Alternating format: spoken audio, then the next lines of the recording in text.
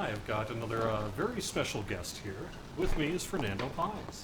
Hi, You Jerry. are one of our executive producers that has worked on DDO over the years. I'm trying to think how did you first get involved with Dungeons and Dragons Online? Well, I actually came to Turbine to work on DDO. I was originally the director of game technology, working on the game engine that powered DDO as well as Lord of the Rings Online. So I started on the technology side of things, and then eventually I moved over to production, and I became executive producer of DDO right before we took the game to free to play. Which was really exciting and really fun. Game always has such a special place in my heart. I loved working on DDO. We had such good times, so much fun stuff we did, and really proud of that work. Really proud of all those great releases between Free to Play and Menace of the Underdark and setting up the Shadowfell stuff, all that. I worked on this game for so many years. It's probably the game I worked on most in my coming on almost 12 years at Turbine. Right. I know, 12 years. That's amazing. Yeah, it's pretty crazy. And DDO, 10 years. What a milestone. What an amazing thing for DDO to reach that. Let's see. Do you have a favorite sort of thing you got to usher in on DDO? Oh gosh, there's so many. There's so very many things that we got to work on. I think one of the very first things that we got to put into DDO when I started working on the project was the hireling system.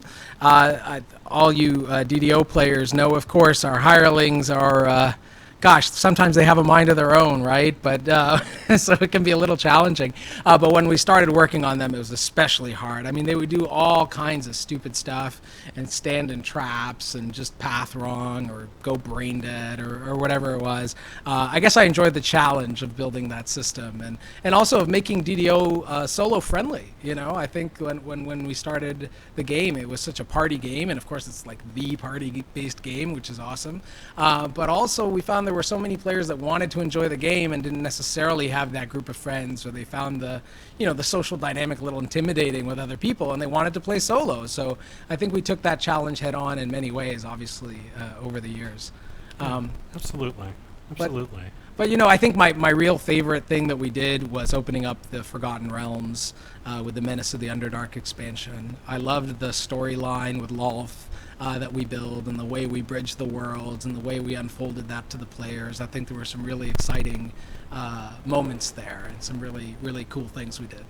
And one of the things you got to do where you would often most interface with the public was at our conventions, right? I mean, I know I have seen you on the floor of PAXs and Gen Cons and what have you, shaking hands and doing a lot of that stuff over the years. Yeah, it was a very cool thing that we got to do is that we'd always show the latest version of the game at whatever convention we were at, and we would demo to reporters, but we'd also get to meet the fans one-on-one and talk to them about all the various things going into the game, and of course hear all the things that maybe they hope would change in the game. And I always found it awesome that people would find us out at the shows and make a moment there to tell us how they like the game, and then also the 2 or 3 things that we should fix for dwarves or whatever it might be. Cool. Thanks for stopping by. Sure. Oh, actually, before I let you go, Yeah. you are currently working on the Batman mobile project, right? That's right. Yeah, that's correct. Arkham Underworld. So what's going on there? Well, Batman Arkham Underworld is really close to launch. It's going to come out this year. It's a really ambitious, light, real-time strategy game that you've seen a few different types in mobile, but ours is in the Arkham universe and has all the bad guys from the Batman series, which are so cool, and you get to play as all of them and basically build a criminal empire in Gotham City. I think players are going to really enjoy it. I hope our fans from DDO will check us out. There's a lot of DDO alums building Arkham Underworld over in our new mobile departments over here at Turbine. So yeah, check out Batman Arkham Underworld.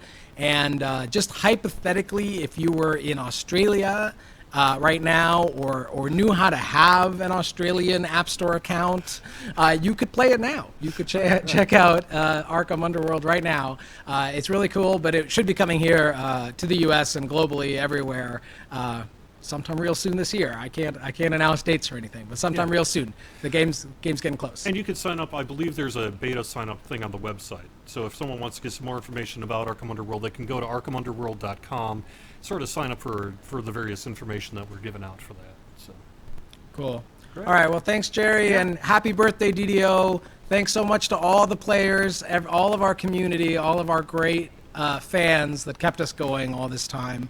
Again, so proud of the game, so proud of all the good times we had. Thanks. Thank you. Awesome. All right. I am going to take a bit of a pause.